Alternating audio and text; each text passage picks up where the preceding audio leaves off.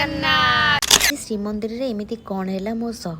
हरे कृष्ण सांग मैंने केमती अच्छा जितेबाला भगवान चाहती ना पाखक जावाक आमको कहीं भी रोकी पारती सतरे ना आज ठीक आम सह एमती होती सका प्राय 8टा है सबुदिन पर आम भी सका उठी गाधे रोसे भी सारी देलु हेले सडनली कह दीदी चल जा फिल्म देखा मुझे कहली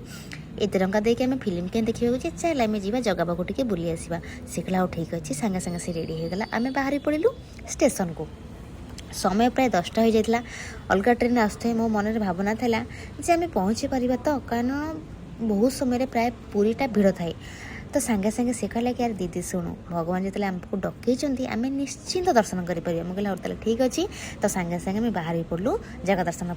पर आपण मैंने जानते पुरी एते बड़ लाइन थाए सतरे आपण मैंने जानिकी विश्वास भी करें आम से लाइन ही जाइनु किंतु आमको कौ बाटे भगवान आसिक नहीं गले सतरे से ही जानी सतरे बहुत बड़ आश्चर्य लगुच कथा भाविला बेलू आम बिना लाइन माने न ठिया होई